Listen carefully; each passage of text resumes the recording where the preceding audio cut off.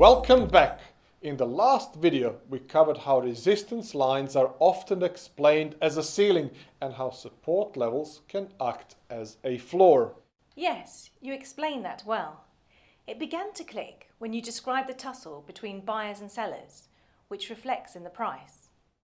The chart that we looked at to demonstrate resistance was obviously pre-selected to prove a point.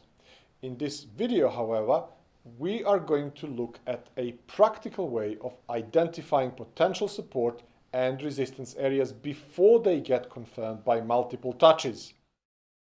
Sounds good. The first place to start is to understand the significant levels tend to form at previous highs or lows in the price. Whether it's support or resistance depends on where the current price is.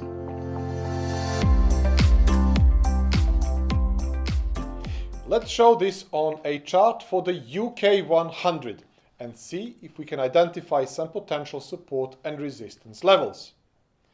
Can you tell me where you think the significant lows and highs are?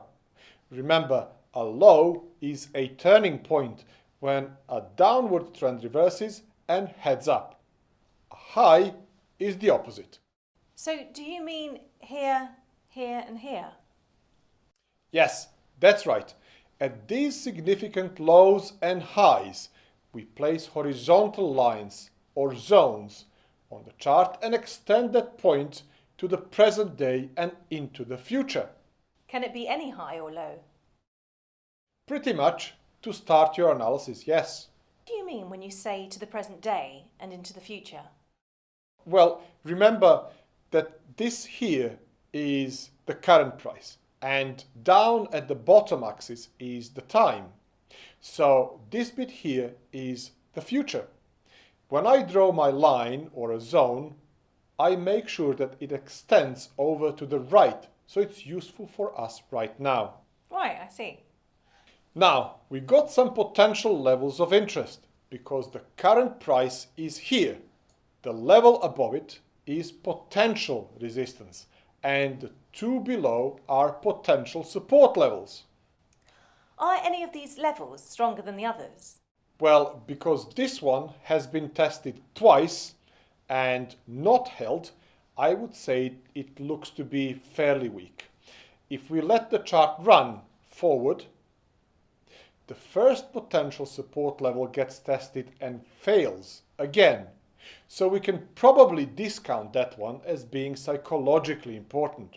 But the lower support level gets tested a few times here and holds. So I'd immediately give that level more weight in any analysis. It is a confirmed support level. And what happens with resistance? Is it just the same process but with the price testing it from below? Exactly.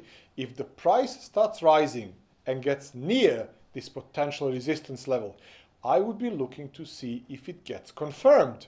Fantastic. I understand it. A final point on confirming horizontals. Make sure to check across multiple time frames for additional confirmations. Our chart here is a 4-hourly time frame. If I can quickly show you a daily chart, you can see the support level at around 7,300 has actually been tested multiple times in the last couple of months. This chart package lets you carry through any analysis to different time frames. Oh yes, I see. So that makes it a significant level. Are horizontals the only areas where we might identify support and resistance? No, there are loads. Let's touch on some of the other basic methods.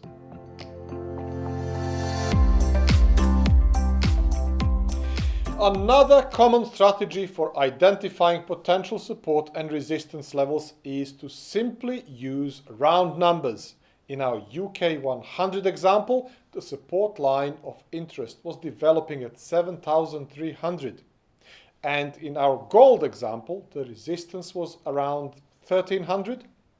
Round numbers are good places for support and resistance to develop. Really? Why is that?